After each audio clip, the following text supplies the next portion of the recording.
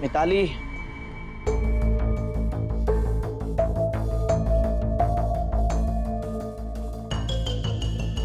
Mitali, Mitali,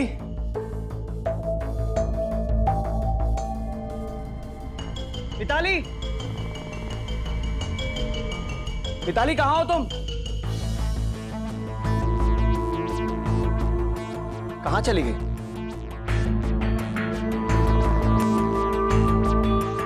Mitali,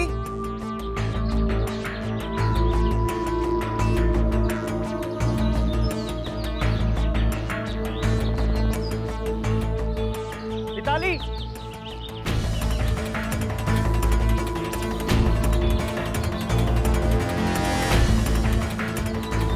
security. हाँ साहब, इन सबको देखा? नहीं साहब।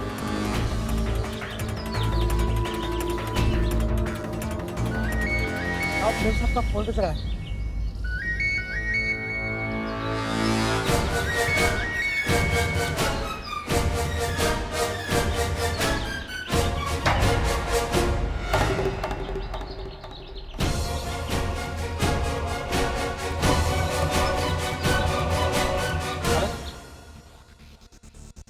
ए छोटू, क्या यार तू? श्री सुनना, मैं अभी नहीं आ पाऊंगा। क्यों? क्या हुआ? श्री फोन पे किससे बात कर रहा है? सब लोग बाहर तेरा इंतजार कर रहे हैं। चलो कम ऑन कम ऑन। छोटू, मैं तुझसे बाद में बात करता हूँ, ठीक है? चल bye.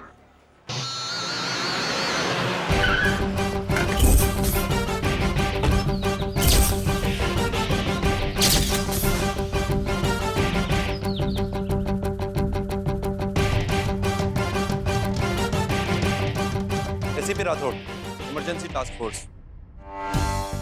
Thanks for coming ACP Rathore. मेरी वाइफ मिताली और मेरी गाड़ी दोनों गायब है। हो सकता है गाड़ी आपकी बीवी अपने साथ लेके गई। जी नहीं एसीपी, मेरी बीवी कभी इस तरह नहीं जाती। इनफैक्ट ये उसका मोबाइल फोन है, ये भी घर पर है।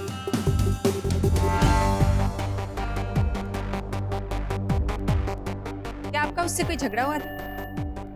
शायद इसीलिए आपको वो बिना बताए चली गई हूँ। जी नहीं, कल रात ही हमारी मैरिज एनिवर्सरी की पार्टी भी थी। एनिवर्सरी मे भी आपने उन्हें गिफ्ट नहीं दिया होगा। Am I right? Sakshi, I may be wrong also. Gift दिया था मैंने जी। पार्टी के बाद हम दोनों सोने चले गए। सब कुछ नॉर्मल था, बल्कि मिताली इस तरह अकेले घर से बाहर बिना बताए कभी नहीं जाती। और पार्टी कितने बजे तक चली थी? कुछ 2 बजे तक। बेडरूम कहाँ है?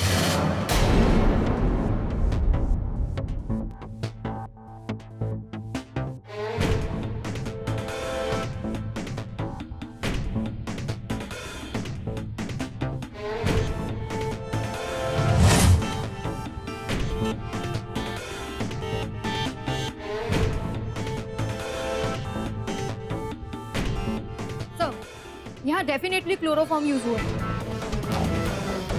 मिताली को यहाँ से बेहोश करके बाहर ले जाया गया।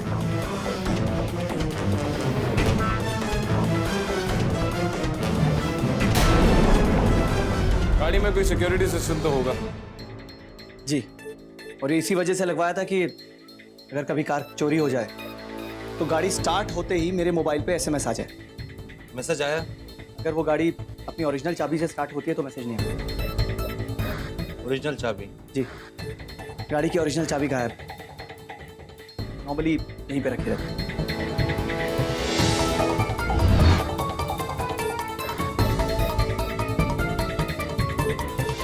तो इसका मतलब ऐसा कोई है ना तो सिर्फ तुम्हारे बेडरूम का रास्ता, बल्कि ये भी जानता था कि तुम चाबी कहाँ रखते हो। देखिए, मुझे नहीं लगता कि मेरा ऐसा कोई दुश्मन है। याद करने की कोशिश कीजिए, पिछले कुछ दिनों में आपको कोई धमकी मिली थी? हाँ हाँ, जैसे कोई आर्ग्यूमेंट, वर्बल ड्यूल या रेसलिंग मैच या कोई boxing.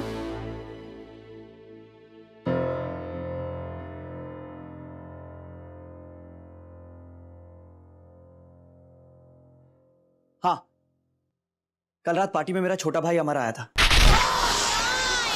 Nice, very good. Happy anniversary. Very good. आप दोनों को शादी की सालगिरह बहुत बहुत मुबारक। शुक्रिया।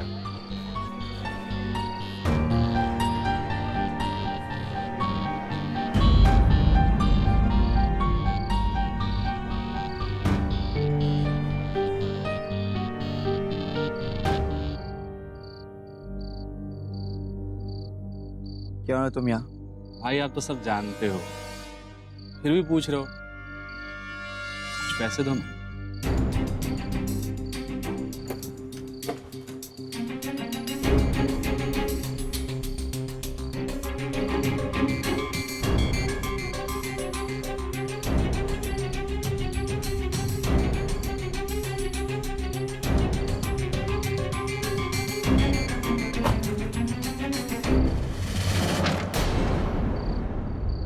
कब तक तुम अपने इस निकम्मे भाई को पैसे देते रहोगे प्रदीप? और तुम कब तक हम दोनों भाइयों के बीच में टांग अड़ाती रहोगी? तमीज नाम की चीज नहीं है तुम में। आपसे ज्यादा है भाभी जी। कोई पैसे वैसे नहीं मिलने वाले हैं यहाँ से। अपना रास्ता नापिए देवर जी।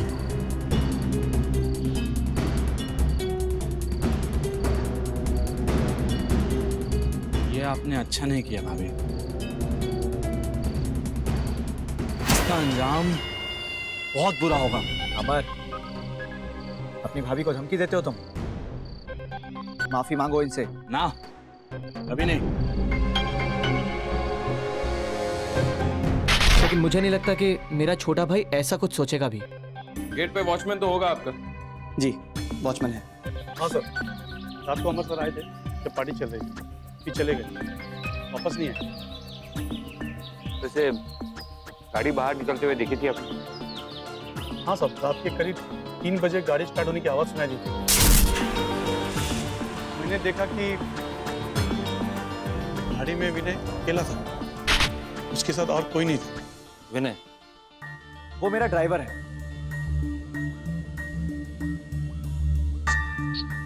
उसका नंबर दीजिए। जी, 98200।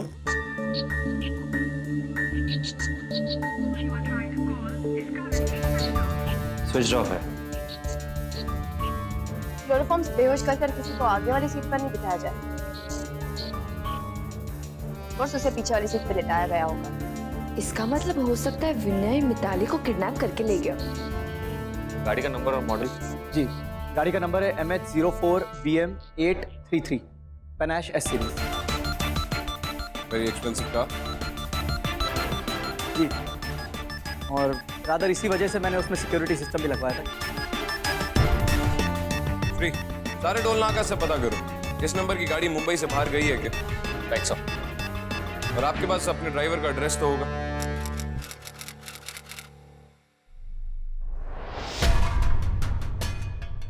तो चिड़िया तो पहले ही उड़ चुकी है।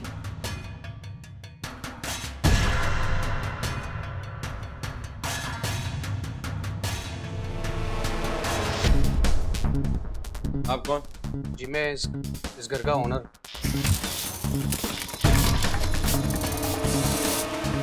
इन्हें यहीं रहता है? मैं यहाँ पे रहता था, लेकिन कल ही वो कमरा खाली करके चला गया। क्यों? सर वो अच्छा आदमी नहीं था। इनफैक्ट जितने भी यहाँ के पड़ोसी हैं सब उससे परेशान थे, इसलिए मैंने ही उसे यहाँ से जाने के लिए कहा। वो गांजा पीता था? एक नंबर का गजेड़ी था। उसे मिलने यहाँ कोई आता था? हाँ, एक आदमी आता था यहाँ पे अक्सर, उसके मालिक का छोटा भाई। उसका नाम अमर था, और वो दोनों अक्सर साथ निकला करते। सर, अमर का प्रदीप की बीवी मिताली के साथ झगड़ा हुआ, तो इट्स पॉसिबल कि अमर ने विनय को कहा हो कि मिताली को किडनैप करेगा। समर से मिलना होगा। फ्री, राठौड़ को फोन करो।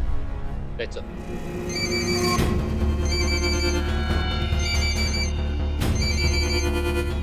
हेलो,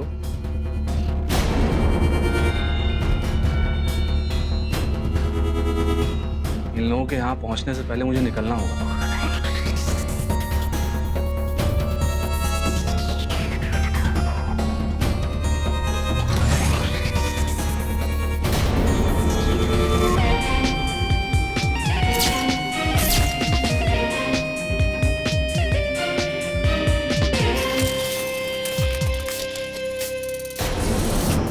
विनय कहाँ है?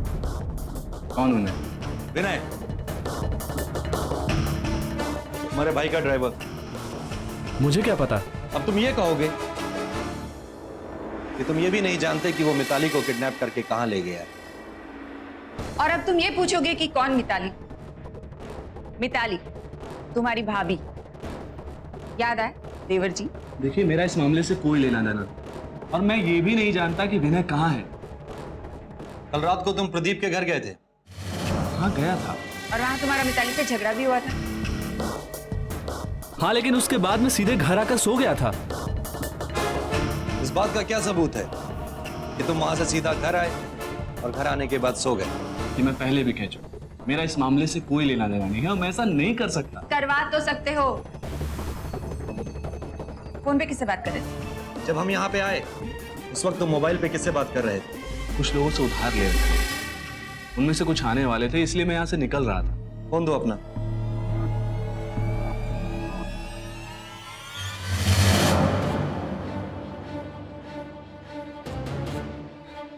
हेलो, कहाँ का नंबर है ये? पीसीओ।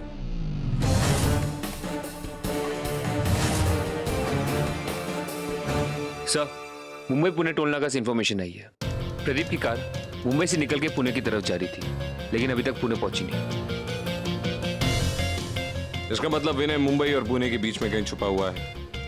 सर, कार में जीपीएस सिस्टम लगा हो, शायद हम उसे ट्रेस कर सकते हैं।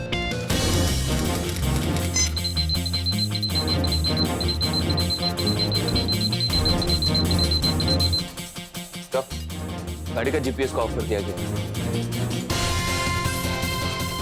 वो अच्छी तरह जानता था कि हम जीपीएस की मदद से उसे ट्रेस कर सकते हैं। खैर, पता करो श्री, मुंबई से बाहर निकलने के बाद उसे पेट्रोल भरवाने की जरूरत कितनी दूरी के बाद पड़ी होगी, क्योंकि प्रदीप बता रहा था कि उसकी गाड़ी का पेट्रोल टैंक कल रात ही फुल कराया गया था। गाड़ी के एवरेज के हिसाब से वो इस जगह से लेके इस जगह के बीच में गाड़ी को रिफिल करता है। इस एरिया में कितने पेट्रोल पंप्स हैं?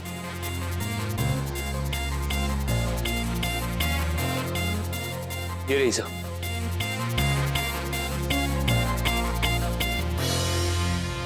Let's go. ये लोग आए थे यहाँ पे? जी हाँ साहब, ये आदमी गाड़ी में पेट्रोल भरवाने आया था सर, लेकिन वो अकेला था।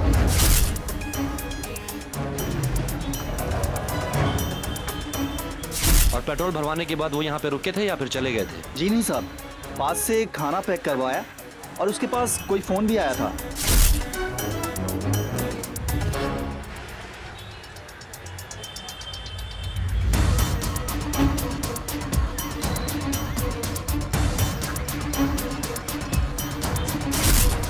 Thank you. मिताली को उसने इसी एरिया में छुपा रखा है श्री। इस एरिया से बाहर निकलने के कितने रास्ते हैं? ये देखिए सर, यहाँ से निकलने के लिए ये तीन ही रास्ते हो सकते हैं, क्योंकि ये रास्ता तो वापस मुंबई की तरफ ही जाता है। पूरे एरिया में नाकाबंदी लगवा दो श्री। इस एरिया का चप्पा चप्पा छान मारो, किसी ना किसी ने जरूर देखा होगा। Right sir.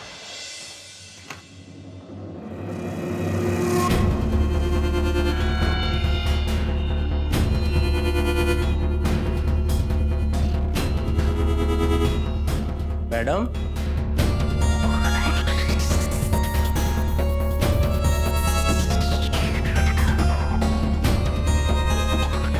लगता है मैडम भाग गई।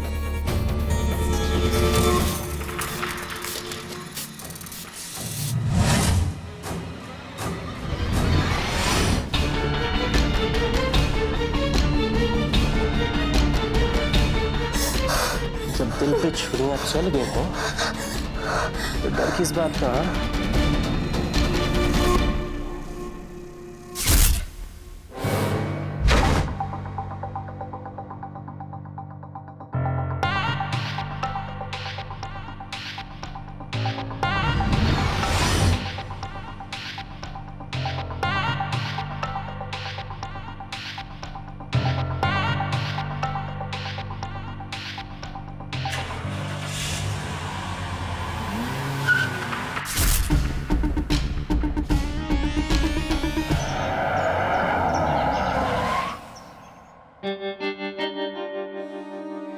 दिन निकल गया यार।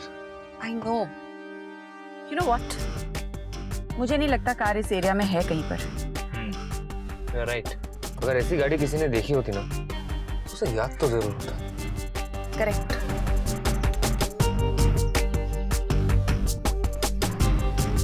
ए मामा, क्या हुआ सर?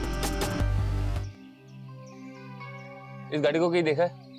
वो साहब, इस कच्चे रोड पर आज सुबह देखा इस गाड़ी को। ये रास्ता कहाँ तक जाता है? कहीं नहीं जाता साहब, आगे जाके खत्म हो जाता है।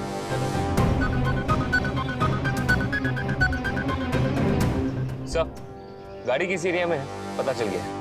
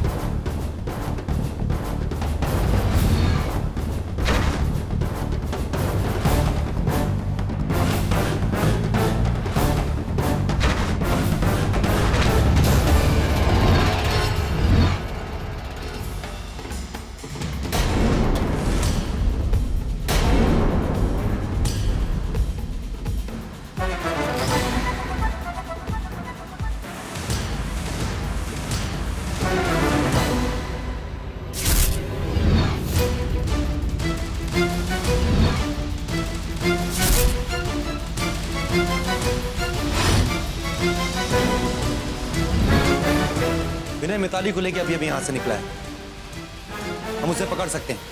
Let's go. नहीं राठौड़,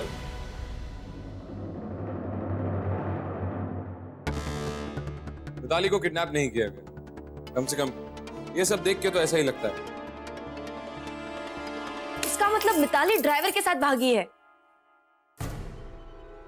राइट,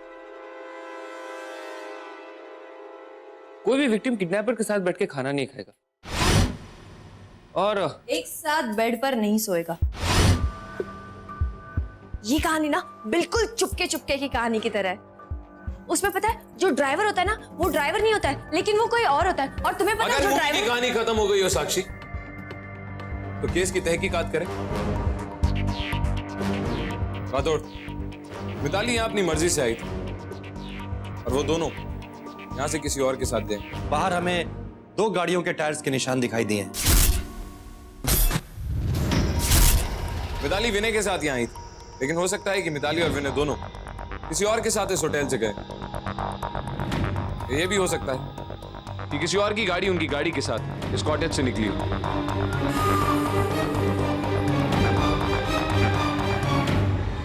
आपकी बीवी को किडनैप नहीं किया गया, वो अपनी मर्जी से गई। दैट केस ना ही हम आपकी मदद करने वाले हैं, ना ही कर सकते हैं। ये क्या कह रहे हैं आप? ऐसा नहीं हो सकता। देखिए मिस्टर प्रदीप, उस कॉटेज की हमने पूरी तरह से छानबीन की। सबूतों के मुताबिक ये किडनैपिंग का केस ही नहीं है। देखिए मैडम, ऐसा हो ही नहीं सकता। मैं अपनी बीवी मिताली को बहुत अच्छी तरह से जानता हूँ, मुझे भरोसा है उस पर। ये जरूर उस ड्राइवर विनय की planning. I am sorry, we can't help you. देखिए सर, अगर मान भी लें कि उसने मेरी बीवी को भगाया नहीं है, मेरी बीवी अपनी मर्जी से गई, फिर भी वो ड्राइवर विनय या तो मेरी गाड़ी लेकर है। कम से कम चोरी का केस तो बनता ही है उस पर। मिस्टर प्रदीप, आपने हमसे खुद ही कहा था कि वो गाड़ी आपने अपनी बीवी के नाम की, तो यहाँ चोरी का केस तो बनता ही नहीं। चोरी का नहीं, यहाँ कोई भी केस नहीं बनता। Am I clear?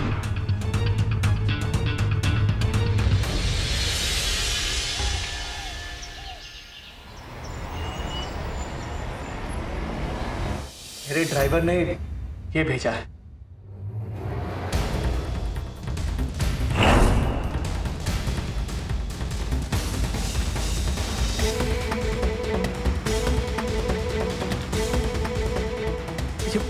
मेरी बीवी मिताली की उंगली है, साथ में ये चिट्ठी।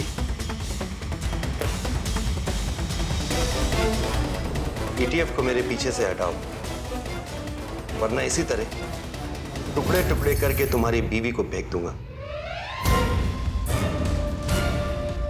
लेकिन उस कॉटेज में जोर जबरदस्ती की तो कोई निशान ही नहीं था Rathore. But how can we be sure? लेकिन सर, अगर मिताली की किडनैपिंग हुई होती तो वहां कोई निशान, कोई सबूत तो मिलता हमें। अगर हम उनके पीछे जाके उन्हें पकड़ लेते तो ये सारे सवाल एक दूसरे से नहीं, उन्हीं से जाके पूछ लेते।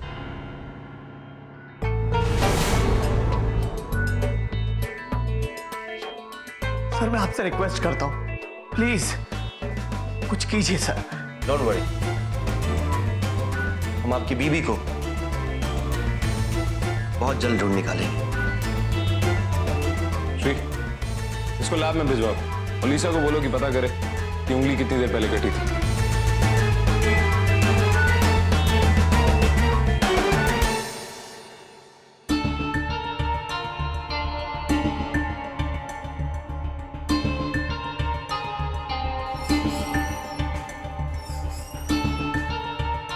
तुमने मुझे याद किया? ETF छोड़ दो साक्षी। Excuse me? तुम्हारा काम हमारे काम में दखल देना नहीं। हर चीज की हद होती है, हर वक्त मजाक एंजॉय करने के लिए नहीं आए हम लोग यहाँ। तो तुम क्या चाहते हो? सब लोग तुम्हारी तरह मुंह फुलाकर काम करें यहाँ? वैसे कहाँ दखल दी है मैंने तुम्हारे काम में? और अगर तुम अपने काम को एंजॉय नहीं करोगे तो काम करने का फायदा ही क्या है ACP साहब? Just think once.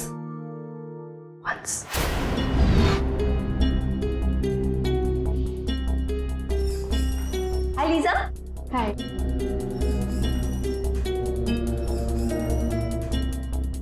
So?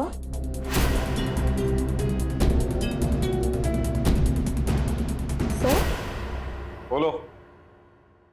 Sir वो उंगली 7-8 घंटे पहले ही काटी गई।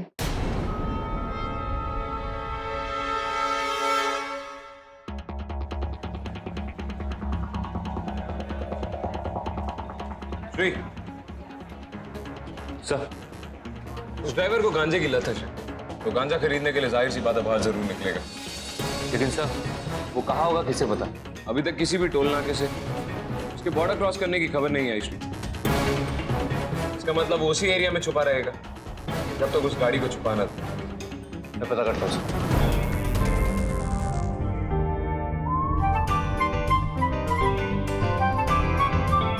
मुझे कुछ इन्फॉर्मेशन चाहिए, जल्दी।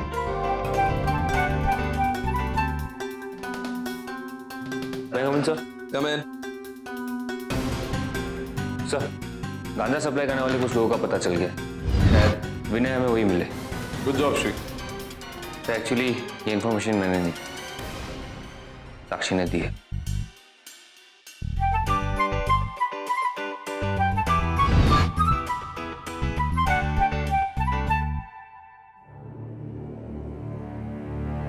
Let's go.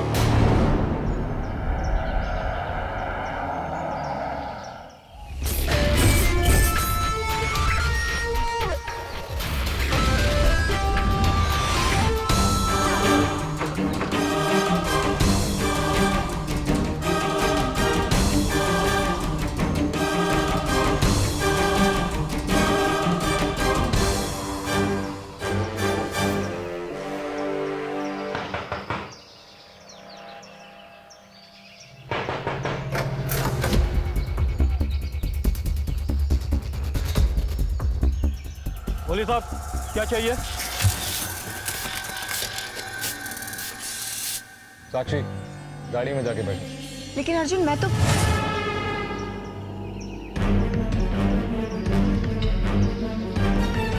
अरे ये क्या कर रहे? कौन है आप लोग?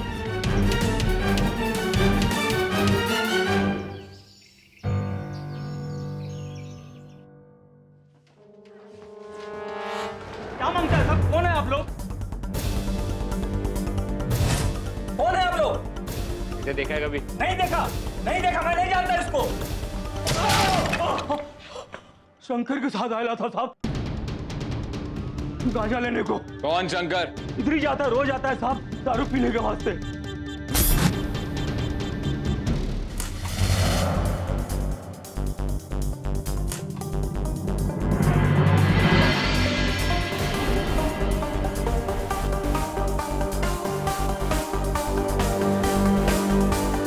अरे वाह रे बेटा, तेरी तो निकल पड़ी है।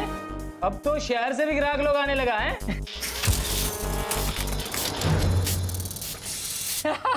नहीं तेरे बाप है इडियट।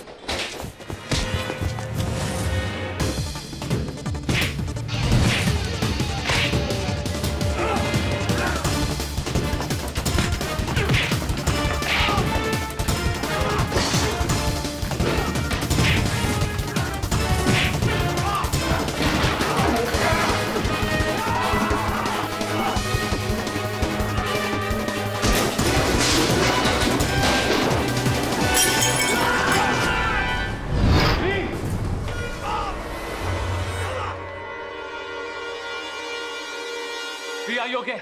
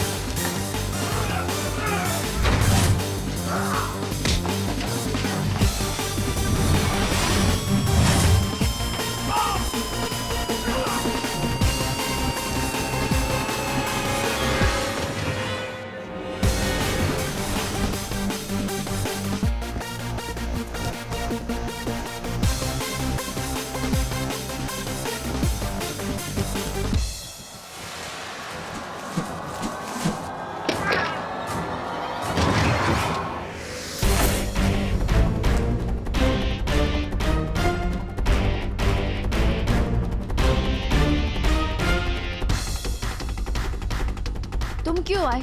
मैं इसे पकड़कर ले आती। विनय कहाँ है? तुम्हारा खेल खत्म हो चुका है विनय।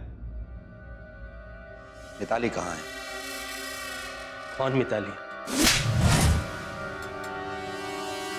अब याद आया? मुझे कुछ नहीं पता। मैंने बस उसे बेहोश किया और मैं वहां से चला आया।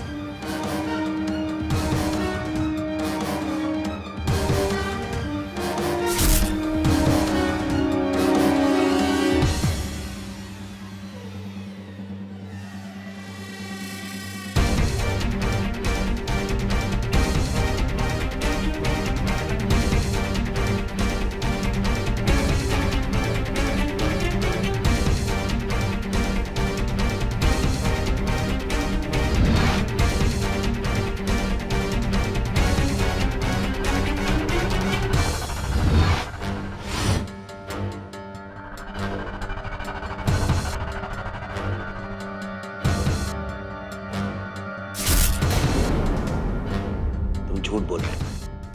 मिताली कॉटेज में नहीं थी। तुमने उसे मार के गायब किया, फिर उसकी उंगली काटी और उसके पति प्रदीप के पास भेज दी। नहीं सर, मैंने ऐसा कुछ नहीं किया। जब मैं उस कॉटेज से निकला तो मिताली वहीं थी। कितने बजे निकले थे तुम? और कौन कौन था वहां पे? क्योंकि जब हम उस कॉटेज में गए तो उस कॉटेज के बाहर हमें 2 गाड़ियों के टायर के निशान दिखे। सर मैं सच कह रहा हूं, जब तक मैं वहां था वहां कोई और नहीं आया।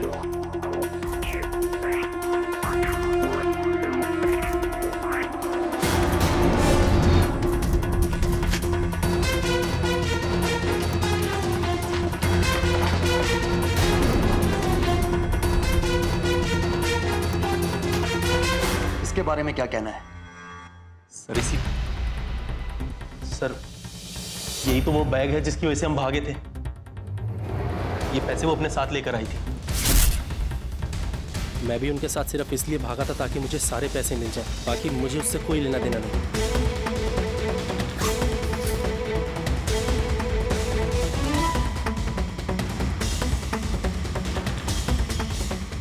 लेकिन प्रदीप ने तो ऐसा कुछ नहीं बताया।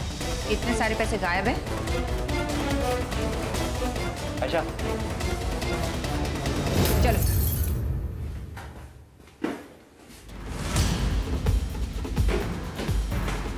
जल्दी करो।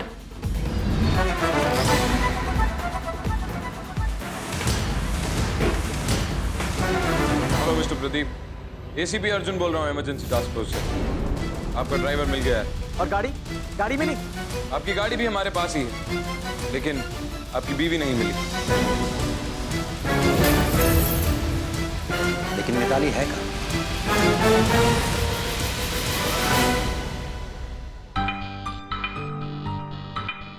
स्कॉटलैंड में लगे जितने भी फोन हैं, सबके फोन रिकॉर्ड चेक करो। पता लगाओ कि आखिरी कॉल कब और कहां की गई थी। अच्छा।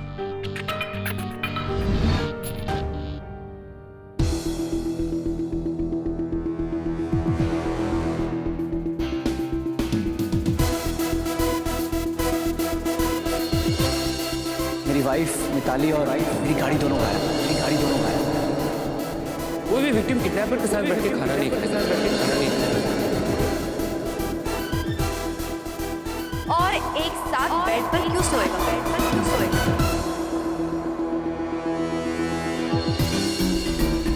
मिताली को किडनैप नहीं किया। आपका ड्राइवर मिल गया है। आपका गाड़ी मिल गया है। गाड़ी मिली? वो कहाँ?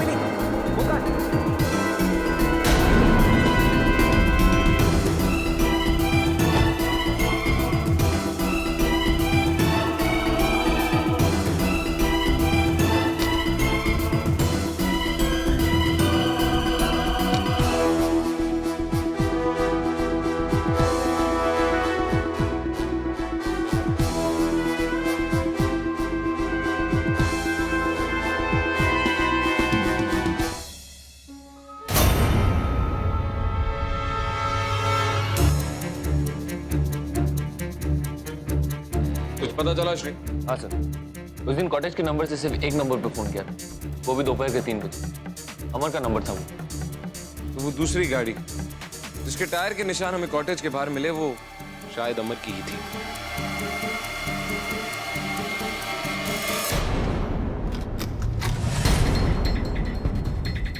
कहीं जा रहे हो?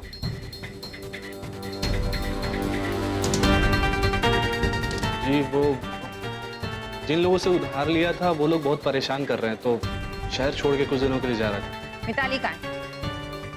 मिताली? मुझे क्या पता। फिर कॉटेज से किसने फोन किया था?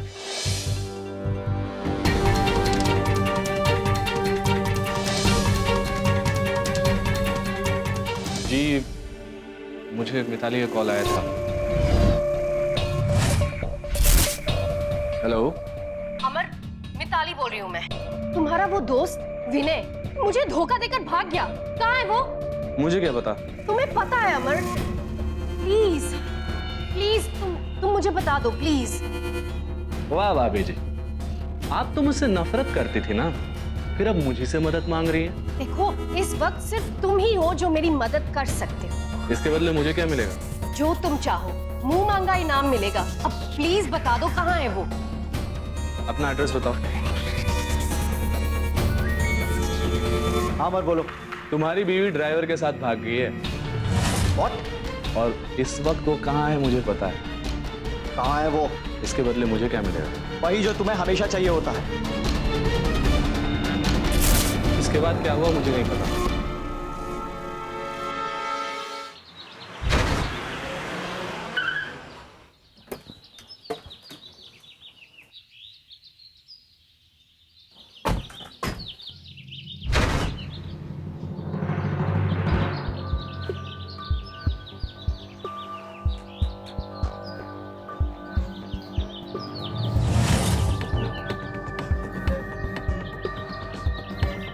Thank you so much.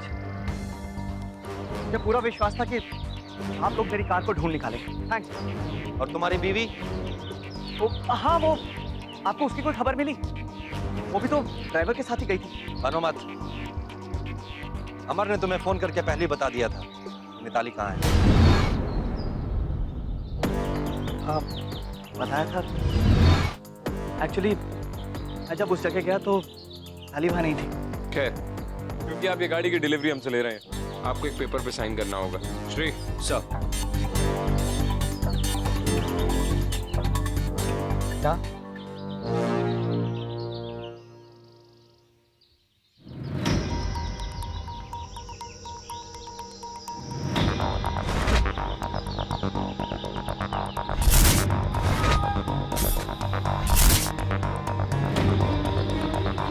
इसके ऊपर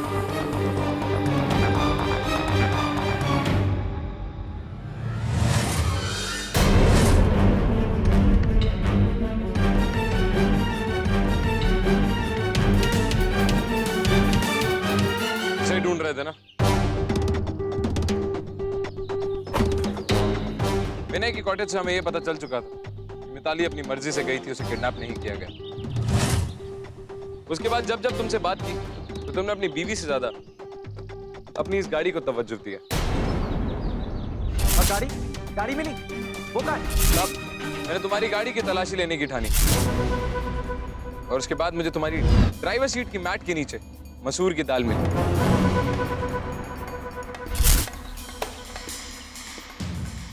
तो गाड़ी को और बारीकी से सर्च करने के बाद मुझे तुम्हारे इस प्यारे से स्टीयरिंग व्हील के अंदर ये हीरे मिले।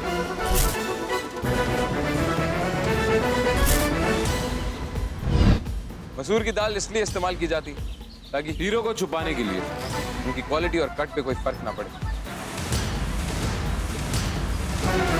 यही ढूंढ रहे थे ना अपनी गाड़ी में? हीरो के मिलने के बाद मेरा शक यकीन में बदल गया। राठौड़, हमें इसकी बीवी को भी तलाशने की कोई जरूरत नहीं है। क्यों? क्योंकि तुम अच्छी तरह जानते हो कि तुम्हारी बीवी कहाँ है। इसलिए तुम वहां गए, उसे यहाँ साथ लेकर आए, उसके बाद अपने इसी पेन बॉक्स में उसकी उंगली काट के रखी। Am I right? Shri, Ayesha, घर की तलाशी लो इनकी। कुछ पता चला? नहीं। और तुम्हें? नहीं।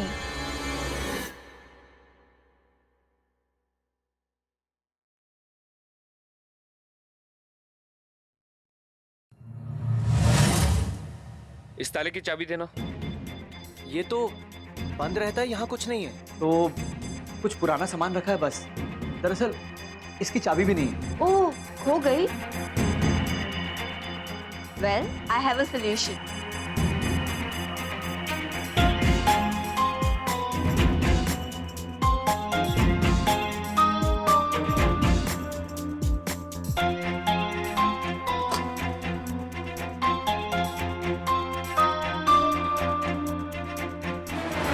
चले।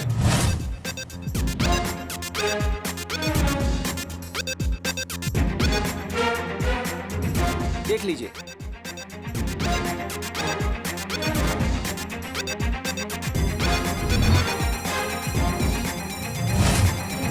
मैंने तो पहले ही कहा था यहाँ कुछ नहीं है।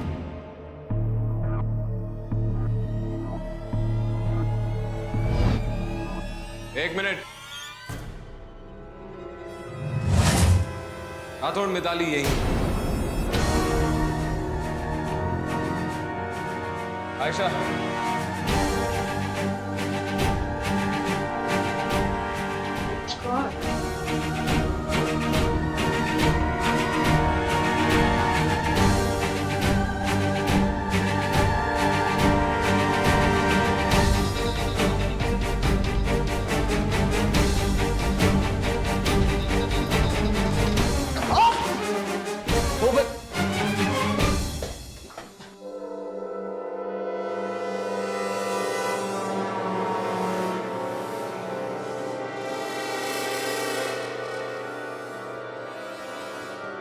कॉटेज में क्या हुआ था? आमिर को फोन करने के बाद मैं उसका इंतजार कर रही हूँ।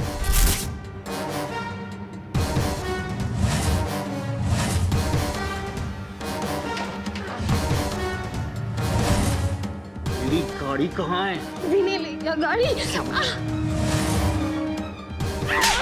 और फिर उसने मुझे यहाँ लाकर बंद कर दिया। इससे हम इसकी बात पर यकीन करके ड्राइवर को ढूंढने निकले, लेकिन इसे ना ड्राइवर चाहिए था ना तुम। अपने करोड़ों की हीरे खो देने का डर था तुम्हें प्रदीप, क्योंकि तुम्हें पता है अगर वो नहीं मिलते तो तुम बर्बाद हो जाते। इसलिए ना सिर्फ तुमने अपनी बीवी को अपने घर में बंद किया, बल्कि उसकी उंगली भी काट दी। हम तुम्हें गिरफ्तार करते हैं mister Pradeep Guha. You are under arrest.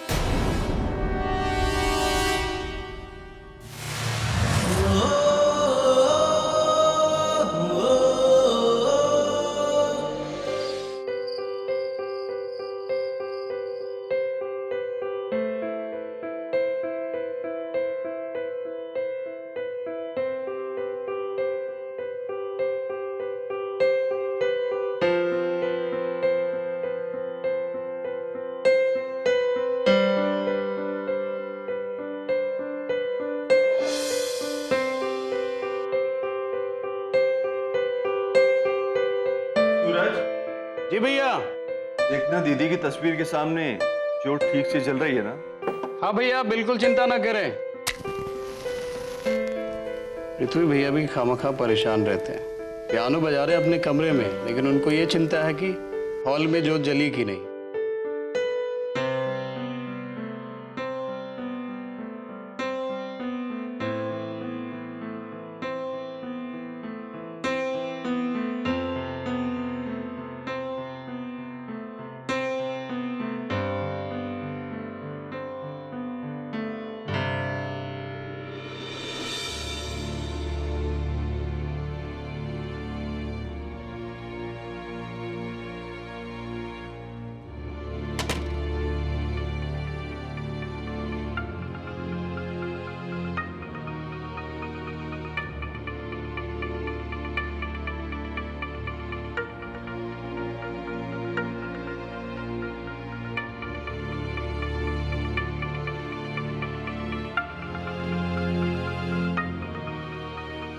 सूरज।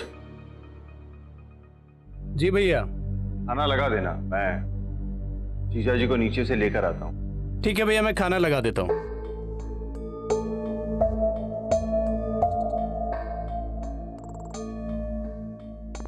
जीजा जी।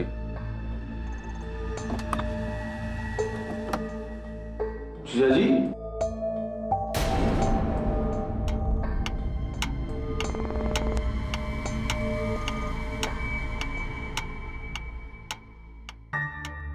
जीजा जी कहाँ हैं आप?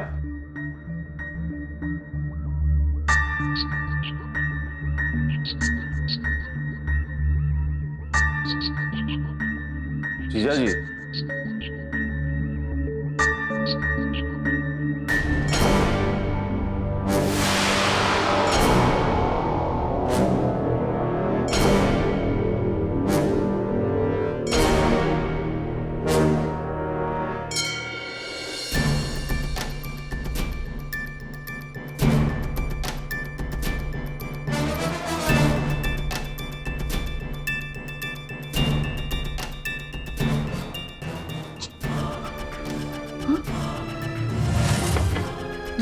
जीजा जी।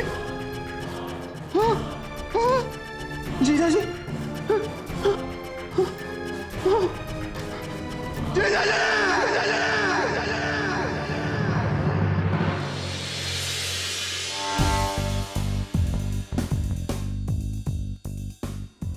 सर,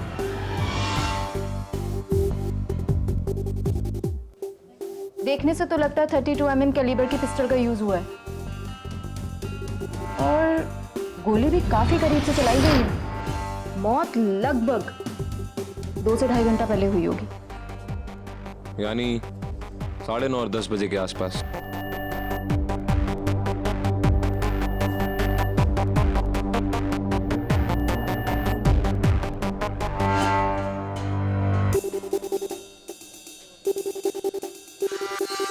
ठीक है।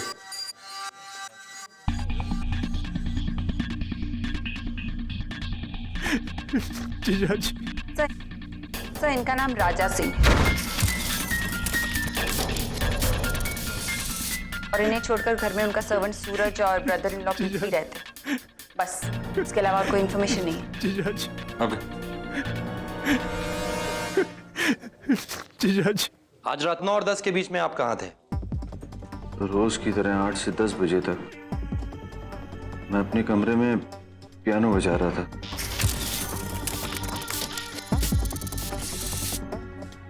करीब 10 बजे मैं जीजा जी को ढूंढते हुए उनके स्टडी रूम में गया। और वहां जाकर मैंने पाया कि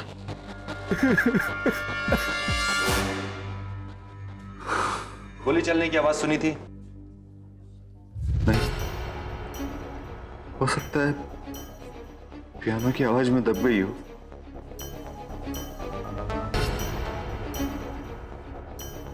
नौ से 10 बजे के बीच तुम कहाँ थे? साहब मैं 8 से 10 के बीच किचन में ही काम करता हूँ। 9:15 बजे करीब साहब के एक पार्टनर है संजीव चड्ढा, वो आए थे और उन दोनों में काफी बहस हो रही थी सर। और कब गए थे वो? साहब ये तो नहीं पता है। तुमने गोली चलने की आवाज सुनी थी? नहीं साहब। तुम किचन में क्या कर रहे थे? साहब मैं 8 से 9:30 बजे तक खाना बनाता हूँ साहब, और 10 बजे तक मैं अपनी गर्लफ्रेंड से बात करता हूँ साहब। रोज? हाँ साहब, टाइम फिक्स है। 9:30 से 10 बजे के बीच ही क्यों? साहब बबीता आजमगढ़ की रहने वाली है, जो मेरी गर्लफ्रेंड है साहब। वो डॉक्टर के क्लिनिक को संभालती है साहब। तो डॉक्टर साहब 9:30 बजे चले जाते हैं, तो आधे घंटे तक उन्हीं के फोन से मुझसे बात करती, फिर वो घर चली जाती है साहब। छोटू, इसकी भी गर्लफ्रेंड है। तुम्हें ना चुल्लू भर पानी में डूब बनना चाहिए। कब तक तुम 11:30 बजे हर संडे को डिपार्टमेंटल स्टोर में वही सामान खरीदते रहोगे जो तुम्हें नहीं खरीदना चाहिए, है ना श्री?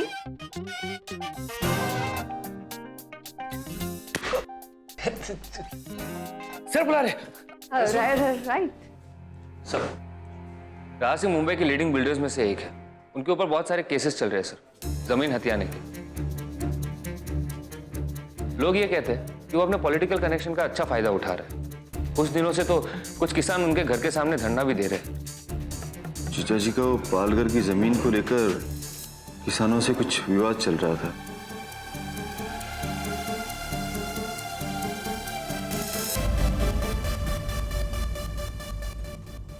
ये तस्वीर किसकी है? ये तो हमारी भाभी है। वो दीदी है मेरी। 2 साल पहले उनकी डेथ हो गई। आज उनकी बरसी है। इतने बड़े बंगले में कोई वॉचमैन नहीं है? है, मगर वो 4 दिन की छुट्टी लेकर गया है। आयशा। Yes sir.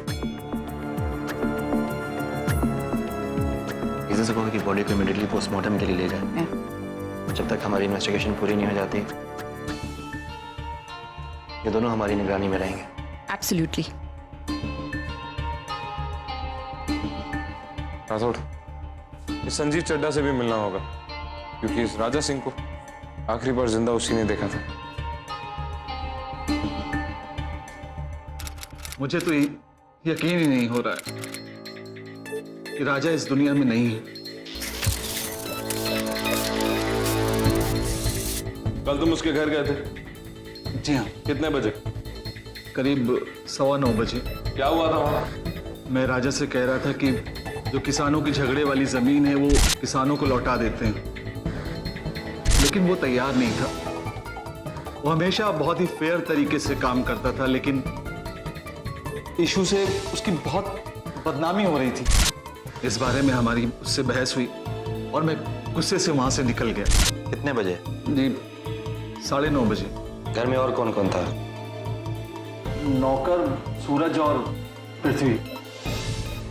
पृथ्वी हमेशा की तरह अपने कमरे में पियानो बजा रहा था। फिर तुमने मौका देख के राजा सिंह को मारा और वहां से निकल गए। नहीं, मैं उसका खून क्यों करूंगा? हमें सब पता है तुम क्या कर सकते हो और क्या नहीं। पहले ये बताओ कि वो पिस्टल कहाँ है जिससे तुमने राजा सिंह को मारा है? देखिए, मेरी बात का यकीन कीजिए, मैंने खून नहीं किया है।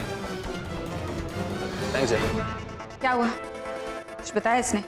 नहीं, अभी तक तो नहीं। ये चड्ढा झूठ बोल रहा है। इसके बारे में सारी इंफॉर्मेशन निकाल ली है मैंने। ये खुद बहुत सारे लोगों की जमीन हड़प चुका है। इसके अगेंस्ट भी बहुत सारे केसेस चल रहे हैं। ऐसा लग रहा है कि ये अपने दोनों पार्टनर्स को मार के पूरे बिजनेस को टेक ओवर कर रहा है। मतलब पक्का ये कुछ तो छुपा रहा है।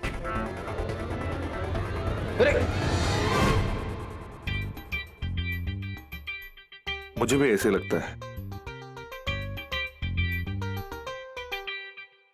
क्या? कुछ नहीं। आयशा, श्री, मुझे अभी अभी इंफॉर्मेशन मिली है कि पवई के नेपच्यून सोसाइटी में सीमा नाम की एक लेडी का मर्डर हुआ है। Let's move.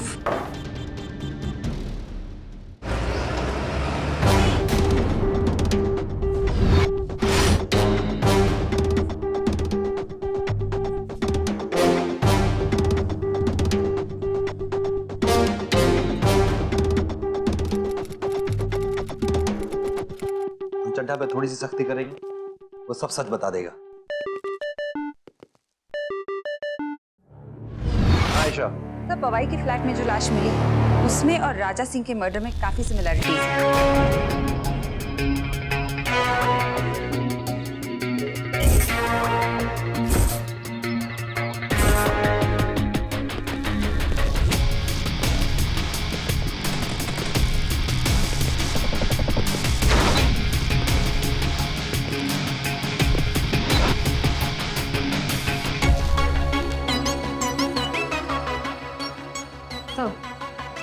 ये मर्डर भी कल रात को ही हुआ है, 8 और 9 के बीच, ठीक वैसे ही जैसे राजा सिंह का हुआ था। 32 mm कैलिबर की पिस्टल का यूज हुआ है। ये इसी का लैपटॉप है, इसका नाम सीमा परिहार है।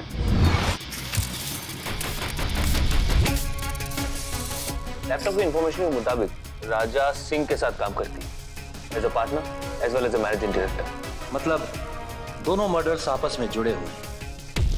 सर, किचन में गैस ऑन थी।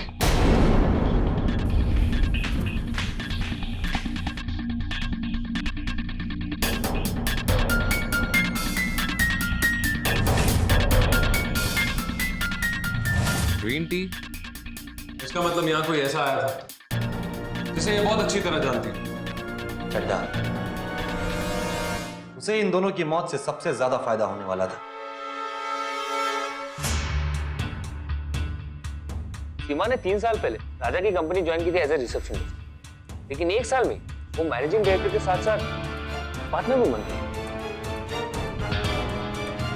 सो ये पर्स सीमा का है, लेकिन इसमें डेबिट कार्ड्स राजा के।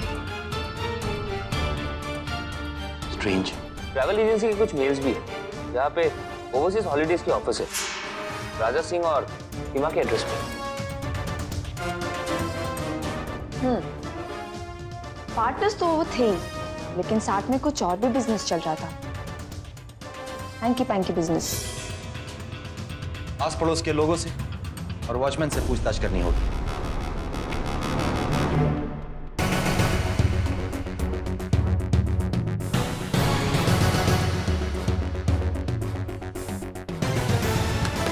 मिल गया। जयदीप सिंह यहाँ पे 8:20 को आया था। ये एंट्री इसी वॉचमैन ने की है। ऊपर हेडर और नीचे की एंट्री की हैंडराइटिंग सेम है। एंट्री तुमने क्यों की? दरअसल वो साहब जब आए थे तो उनके हाथ में एक बड़ा पार्सल था, तो मैंने उनका नाम पूछकर लिख दिया। Smart guy. जब हम सीढ़ी से नीचे उतर रहे थे, सीढ़ी के पास मैंने एक गिफ्ट रैप बॉक्स भी पड़ा हुआ देखा। हाँ सर, यही लेकर आया था। खोलो इसे।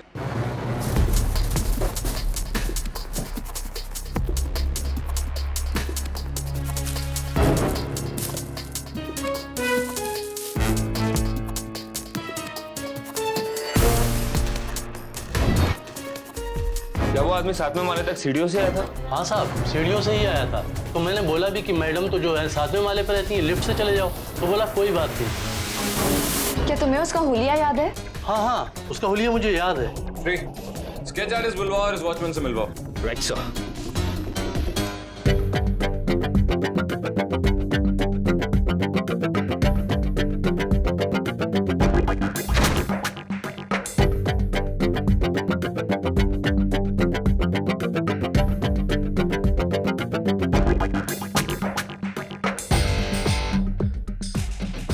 सीमा परिहार इसे रात 8 से 9 के बीच में मारा गया।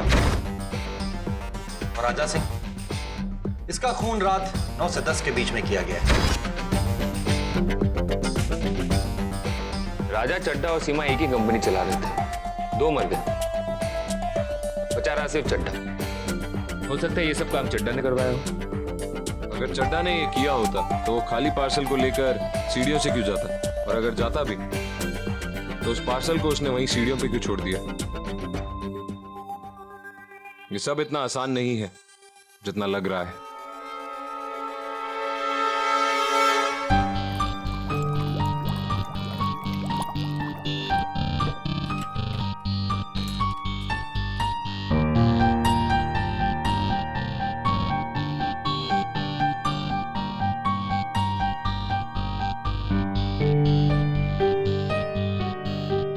श्री,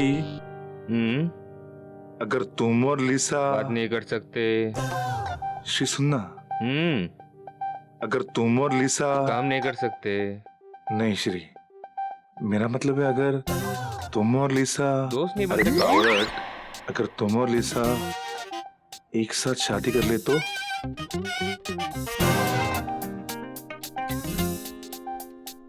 ना नहीं बोल पाया ना?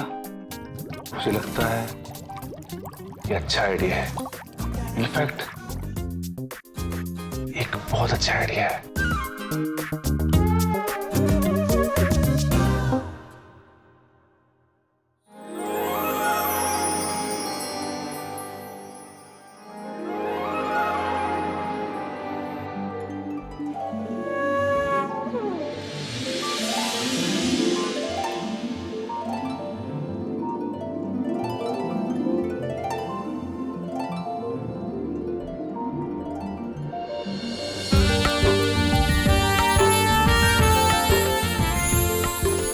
छोटू, चौथा फातरा मी मरने का उम्र नहीं है मेरा अभी। तो ये जो तेरा ड्रीम सीक्वेंस है ना, इससे बाहर आ जा। अरे तुम लोग दोनों बहुत अच्छे लग रहे थे, एकदम स्वीट कपल, एकदम ढिंचैक, एक हाईटेक कपल, पता है मस्त लग रहे थे। छोटू, मेरे पास और एक आइडिया है। क्या? अगर तू और लिसा शादी कर ले तो क्या जोड़ी लगेगी? Beast and the beast.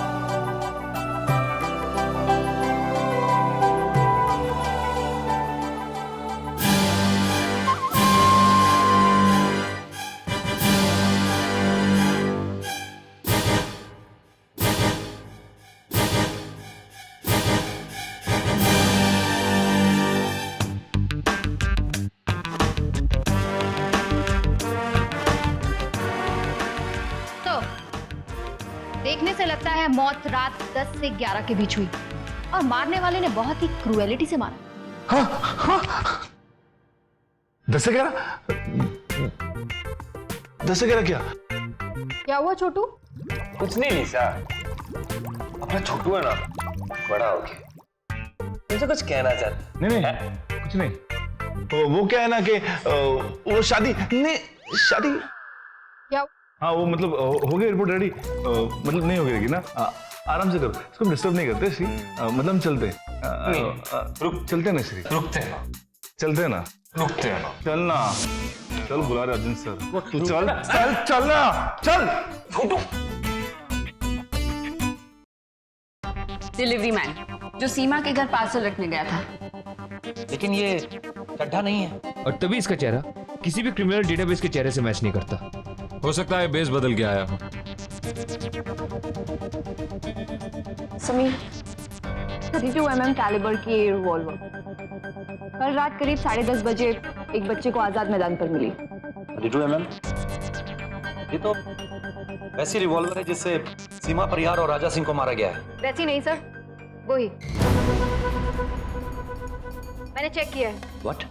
इसी गन से दोनों मर्डर हुए। 8:40 पे सीमा का कत्ल पवई में होता, 9:45 में राजा का वर्सोवा में। पवई से वर्सोवा की दूरी तकरीबन 13 किलोमीटर की, और अगर ट्रैफिक ज्यादा हुआ तो उसे कवर करने में 1 घंटा तो लग ही जाता है। बच्चे को ये बंदूक मिली आजाद मैदान में रात 10:30 बजे। वर्सोवा से आजाद मैदान की दूरी तकरीबन 32 किलोमीटर की है, जिसे 45 मिनट में कवर करना इज नियरली इम्पॉसिबल।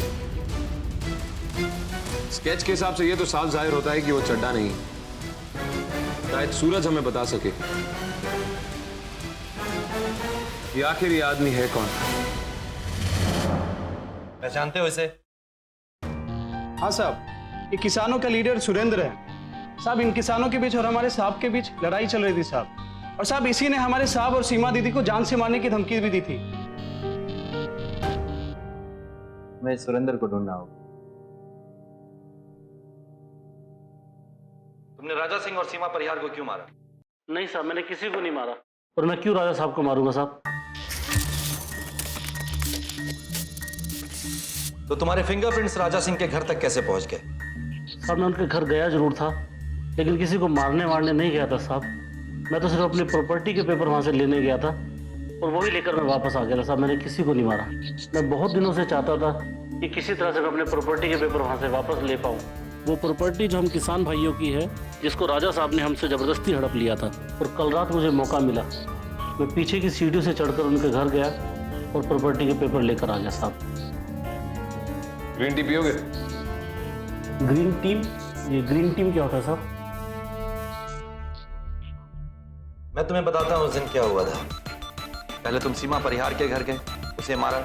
उसके बाद तुम राजा सिंह के घर आए, प्रॉपर्टी के पेपर चुराए, और उसके बाद राजा सिंह को भी मार के वहां से निकल गए। नहीं साहब, मैं कहीं नहीं गया। मैं तो कल शाम धरने पर ही बैठा रहा साहब।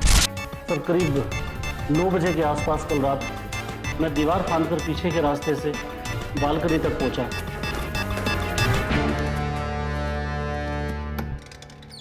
और मैंने देखा राजा साहब कुर्सी पर बैठे हुए किताब पढ़ रहे हैं, और मैं इसी इंतजार में कि मुझे मौका लगे और मैं वहाँ से पेपर उठा लूँ, मैं वहीं पर खड़ा हुआ इंतजार करता रहा साहब। तभी साहब तकरीबन 9:15 बजे चड्डा वहाँ पर आया, और चड्डा राजा साहब से कहने लगा, बोलो। एक पार्टी है यार, वो किसानों वाली जमीन में इंटरेस्टेड है यार। बहुत अच्छा सौदा है यार, बेच देते हैं। अरे किस जमीन की बात कर रहे हो तुम? अरे वो पाल घर वाली जो हमने खरीदी थी। वो हमने कब खरीदी थी? वो जमीन तो सीमा की है। सीमा की कौन सी? हमने खरीदी थी, मैंने पैसे दिए थे, कैश पैसे यार।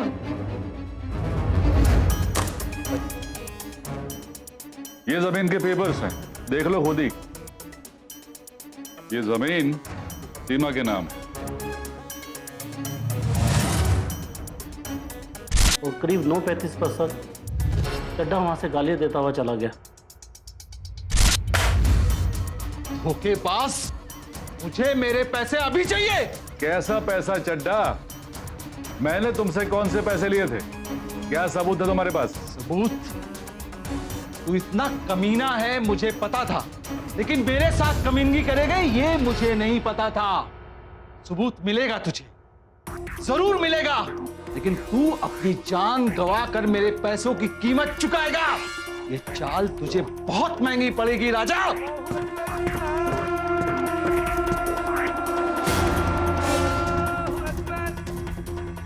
और राजा साहब भी जब उठ के टॉयलेट गए, मैंने मौका देखा और मेरी प्रॉपर्टी के पेपर लेके वहां से भाग गया साहब। मुझे लगता है राजा ने चड्डा के साथ बहुत गलत किया है, तभी चड्डा उसको इतनी गालियां दे रहा था साहब। तुम्हारी कहानी इंटरेस्टिंग है सुरेंद्र, लेकिन झूठी है।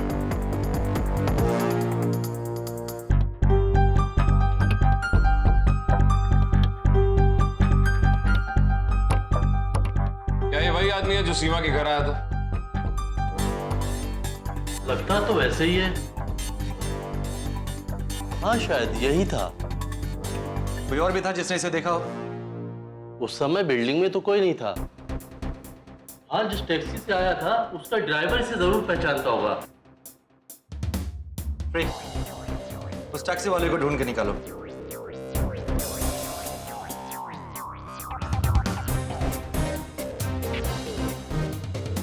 लगता तो वही है साहब। हाँ साहब, ये वही है। इसका भाड़ा हुआ था 225 रुपये। इसने मुझे 1000 का नोट दिया। जब मैंने 775 रुपये वापस किए, इसने बोला रख लो।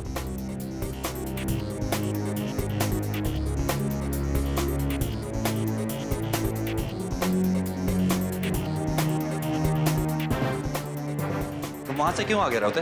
सुरेंद्र ने खून नहीं किया राठौड़। मतलब क्या कहना चाहते हो तुम? फर्स्टली, सीमा जिसे सुरेंद्र पहले ही धमकी दे चुका था, वो सुरेंद्र को एंटरटेन क्यों करेगी? इसके लिए ग्रीन टी क्यों बनाएगी? और वैसे भी जैसा हमने अभी देखा, सुरेंद्र को तो ये भी नहीं पता कि ग्रीन टी होती क्या है। उसके बाद सुरेंद्र जैसा किसान 1000 रुपए का नोट निकालता है और टैक्सी वाले को 775 रुपए की बड़ी टिप देता है। Sounds impossible. पॉइंट। लेकिन उन 2 चश्मदीद गवाहों का क्या, जिन्होंने सुरेंद्र को वहां पे आते हुए देखा है? याद करो राठौड़, उन दोनों आदमियों ने हमसे एक ही बात कही। उन्हें लगता है ये वही, उसने कंफर्म नहीं किया। और वैसे भी चड्डा ने हमसे झूठ कहा कि उसकी और राजा की लड़ाई किसानों की जमीन को लेकर, जबकि सुरेंद्र ने कहा कि उन दोनों के बीच में झगड़ा पैसों को लेकर हो रहा था। और सुरेंद्र ने यह भी कहा कि चड्डा रात 9:30 बजे वहां से निकला। हो सकता है कि सुरेंद्र के वहां से निकलने के बाद चड्डा वहां दोबारा आया। चड्डा हमसे कुछ छुपा रहा है, और वो क्या छुपा रहा है ये खुद चड्डा हमसे बताएगा। तुमने झूठ बोला है हमसे। वो नहीं तो तुम राजा के घर से 9:30 बजे नहीं, उसे मारने के बाद 9:45 बजे निकले थे वहां से। हमारे पास इस बात के भी सबूत है कि तुम्हारी और राजा सिंह की लड़ाई जमीन को लेकर नहीं हुई थी, बल्कि तुम दोनों की लड़ाई पैसों को लेकर हुई थी।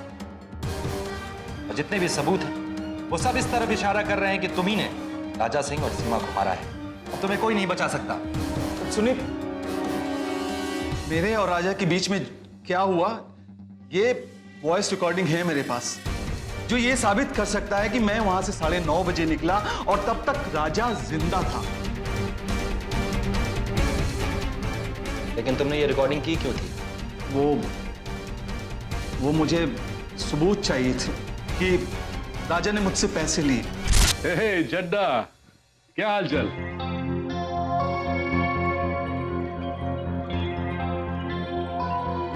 उससे एक बात करनी थी यार। पैसा ब्लैक का था, इसलिए मेरे पास कोई और तरीका नहीं था साबित करने का।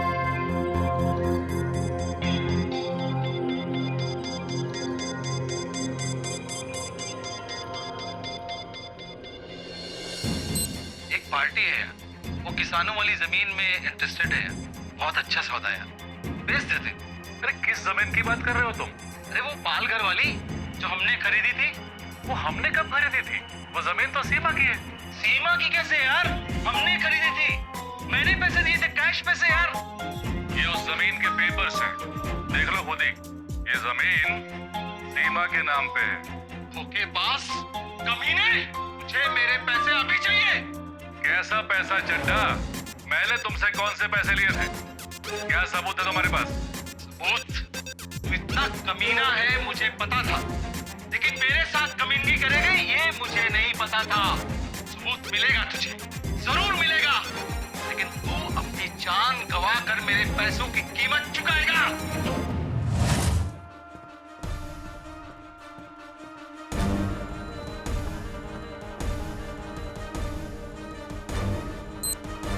कितने बजे निकले थे तुम वहां से? जी करीब 9:15 बजे आया था और 9:30 बजे निकला मैं। ईशा की नमाज की अजान रात को 8:06 पे होती है, 9:30 बजे नहीं। आप चाहें तो रिकॉर्डिंग टाइम भी चेक कर सकते हैं। अच्छा, 9:16 कहिए। जी।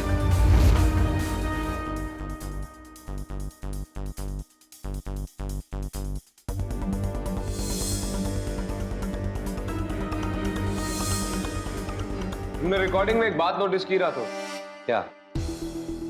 चड्डा की रिकॉर्डिंग में पियानो बज रहा था और सूरज के हिसाब से पृथ्वी पियानो बजा रहा था, लेकिन असल में पृथ्वी पियानो बजा नहीं रहा था, वहां पियानो की रिकॉर्डिंग बज रही थी, क्योंकि उस रिकॉर्डिंग के पीछे बैकग्राउंड में अजान की आवाज आ रही थी।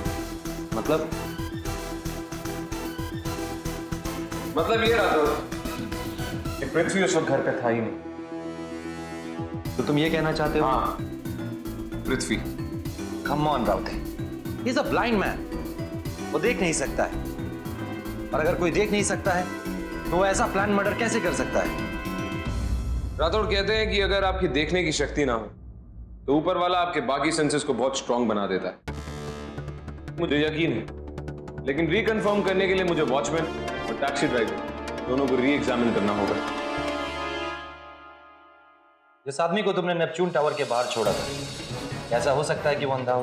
नहीं साहब, वो आदमी अंधा नहीं हो सकता साहब। अगर वो आदमी अंधा होता तो उसे भीड़ कैसे दिखाई देती? वो मुझे राइट लेफ्ट के रास्ते कैसे बताता साहब? वो अंधा नहीं हो सकता साहब। जो आदमी बिल्डिंग में गिफ्ट लेके आया था, क्या तुम्हें वो अंधा लगा था? नहीं साहब, वो देख सकता था।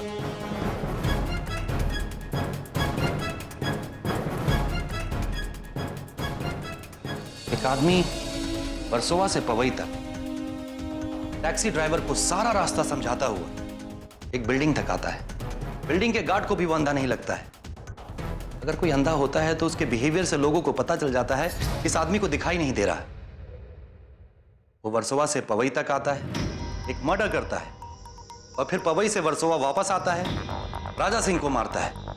उसके बाद मर्डर वेपर डिस्पोज करने के लिए वो आजाद मैदान तक जाता है। एक अंधा आदमी ये सब करेगा? No, it's not possible राउते।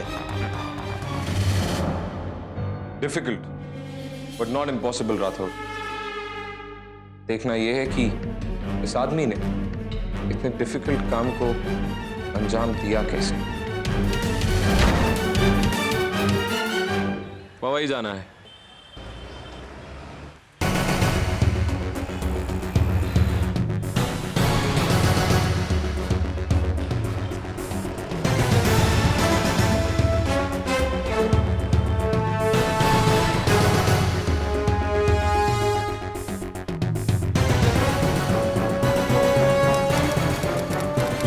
Gun कहाँ मिली थी? सर वो उधर पेड़ के पास।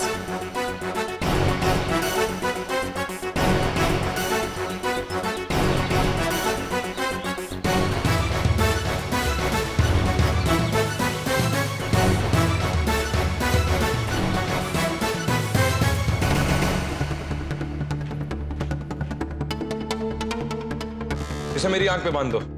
मैं, तुम और पृथ्वी एक खेल खेलेंगे।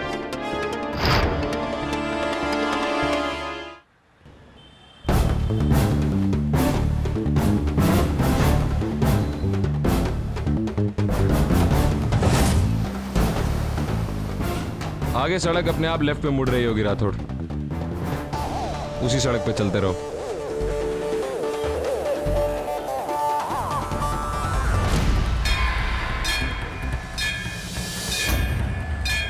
यहां से राइट ले लो राठौड़।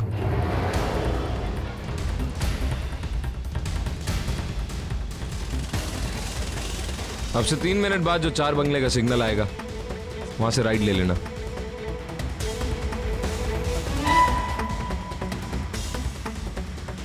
तीन मिनट हो गए, यहां से राइट ले लो। इस फिश मार्केट के बाद जो सिग्नल आएगा वहां से लेफ्ट टर्न ले लेना।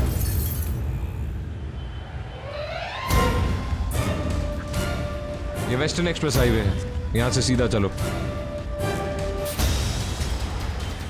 ये LNT है, आगे वाले सिग्नल से राइट, और फिर लेफ्ट हैंड साइड पे तुम्हें 2 बिल्डिंग्स दिखाई देंगी। उनका एक कॉमन गेट है, उसके अंदर ले चलो। सीमा वहीं रहती थी, राइट पृथ्वी जी?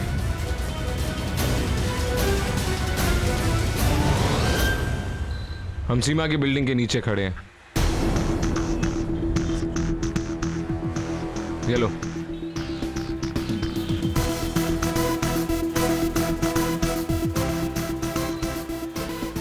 रास्ते भर तो नहीं, लेकिन पैसे लेते वक्त तुम अंधे लगे रहते। 775 रुपए की टिप की कहानी, समझे या समझाऊं? नमस्ते साहब। तुम्हें कैसे पता कि यहां पे गार्ड है? प्रैक्टिस। ये घड़ी अंधे लोग पहनते हैं राठौड़, ताकि वक्त का पता चलता रहे। बाकी पृथ्वी जी वर्सोवा से पवई कैसे पहुंचे ये मैं भी बताता हूँ। जब वर्सोवा से निकलो तो लहरों की आवाज सुनकर उसी सड़क पे चलते रहो जिस सड़क पे तुम्हें लहरों की आवाज आ रही। आगे सड़क अपने आप लेफ्ट पे मुड़ रही होगी राठौड़, तो सड़क अपने आप बाईं ओर मुड़ेगी। बाईं ओर मुड़ते ही मंदिर की घंटियों की आवाज आएगी। आवाज सुनते ही वहां से राइट टर्न, यहां से राइट ले लो राठौड़। इसी तरह मेट्रो फ्लाईओवर के साथ मार्बल काटने की मशीन, वेस्टर्न एक्सप्रेस हाईवे और फिश मार्केट जैसे लैंडमार्क से लेके पवई में सीमा के फ्लैट तक मैंने अपनी आंखें बंद करके पूरे रूट को सुनने और महसूस करने की प्रैक्टिस की, जैसे पृथ्वी जी ने किया था। अगर रास्ते में टैक्सी वाले से पैसे लिए या यहाँ आके रजिस्टर पे साइन किया तो पकड़े जाओगे। लिफ्ट ना लेके सीढ़ियों का इस्तेमाल करना नॉट अ बैड आइडिया, क्योंकि लिफ्ट के बटन्स का कंफ्यूजन, और अगर गलती से भी लिफ्ट कहीं रुक गई तो कौन से फ्लोर पे रुकी है इस बात का कंफ्यूजन। इसलिए सीढ़ियों का इस्तेमाल ही बेहतर था। क्यों पृथ्वी जी? क्या कह रहे हैं आप? मुझे तो कुछ समझ में नहीं आ रहा है। चड्डा की रिकॉर्डिंग में जो पियानो बज रहा था वो एक रिकॉर्डिंग ही थी, क्योंकि उसके पीछे अजान की आवाज आ रही थी। दाऊदे, लेकिन अगर इसने ये सब किया है तो वो पिस्टल आजाद मैदान में ले जाके कैसे फेंकता? वो या तो घर पे था, उसके बाद वो हमारी निगरानी में था।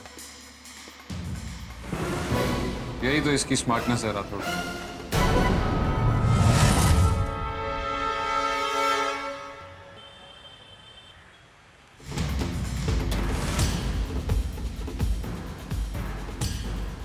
पिस्टल को ऐसे बलून्स के साथ लगा के उड़ा दिया गया, समझे या समझाऊं? गैस खत्म होने पर बलून्स कहीं भी गिर सकते थे, पर इत्तेफाक से वो आजाद मैदान में गिरे और पिस्टल वहां पर मिले।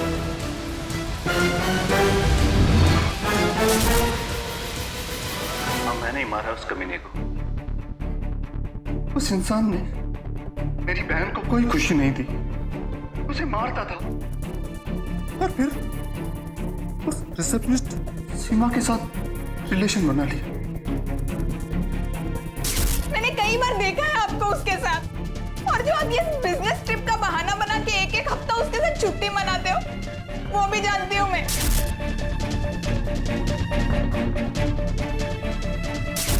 ये तो मेरी बहन सह न सकी, उसने आत्महत्या कर ली। जिंदगी में वही तो मेरी माँ बाप सब कुछ थी, और ये जिसके कारण हुआ वो थी सीमा परिहार। उसको तो मुझे मारना था। मैंने दोनों के मर्डर का प्लान बनाया। राजा जब भी सीमा के लिए कुछ भी भेजता तो मैं ड्राइवर के साथ उसके घर जाता।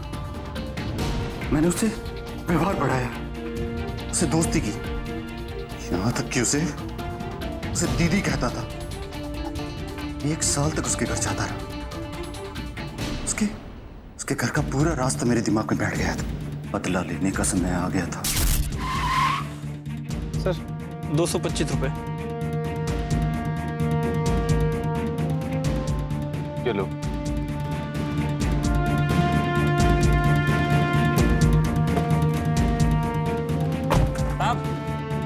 आपके पैसे तुम रख लो।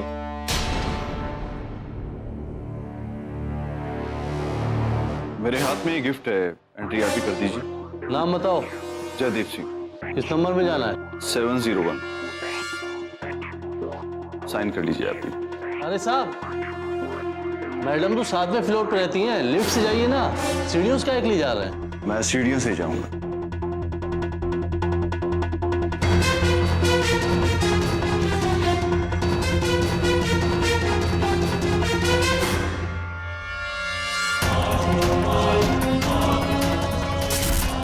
आपकी ग्रीन टी रेडी हो रही है।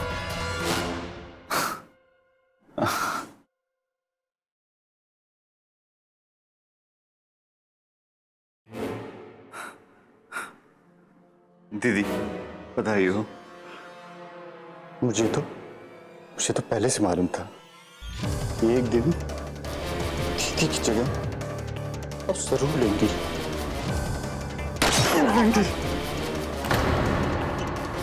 मुबारक हो, अब घर में दीदी की कमी सीमा जी पूरा करेगी। मैं आपके लिए बहुत खुश हूँ।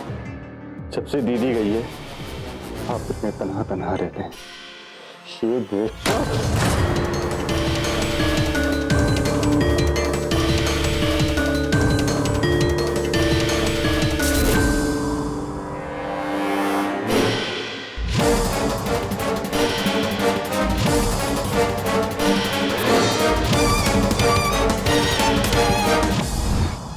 लेकिन किसान के भेष में हमारे घर के सामने कई दिनों से धरना लगा हुआ था। इसमें एक आदमी सबसे ज्यादा बोलता था, वो था सुरेंद्र।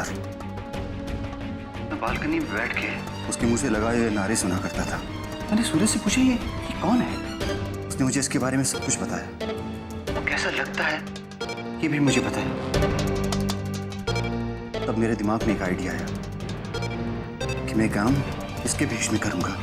मैंने बात सूरज को बताई और उसने मुझे बिल्कुल उसके जैसा बना दिया। कुछ मैंने उन दोनों को मार दिया।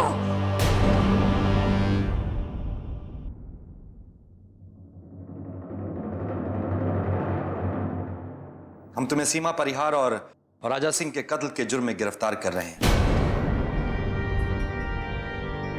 बदले से इंसाफ नहीं मिलता, लेकिन बदले की आग पूरी दुनिया को जला डालने के लिए काफी होती है।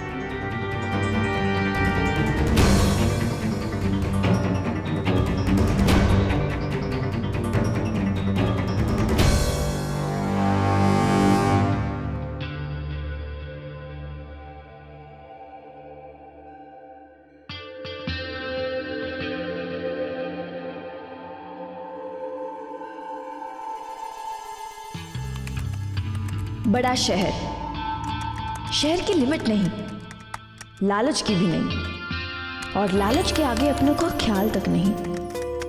जो अकेले हैं शायद उनको होती होगी अपनों की कदर।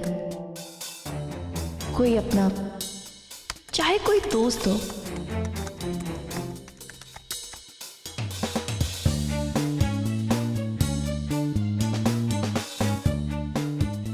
और दोस्त भी ना हो तो दुश्मन से काम चल जाता है।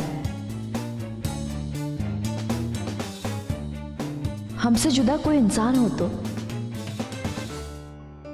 अकेलापन दूर करने के वैसे और भी कई रास्ते हैं। साथी कहला सके ऐसा हो, भले ही इंसान ना हो, लेकिन कुछ लोगों को इस अकेलेपन का एहसास भी नहीं। जिंदगी की रफ्तार कुछ इतनी तेज है कि कुछ भी महसूस करने का वक्त कहाँ। और कुछ ऐसा है जो अपने को महसूस कर सकते हैं, उनका साथ कभी पा नहीं सकते। भीड़ में हो तो भी तन्हा, अकेले हो तो भी अकेले, एकदम अकेले।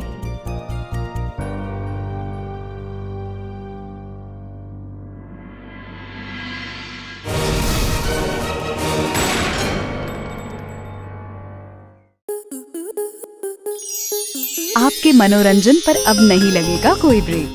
स्टार प्लस के बेहतरीन शोज देखने के लिए लाइक, शेयर और सब्सक्राइब करें स्टार प्लस यूट्यूब पेज को।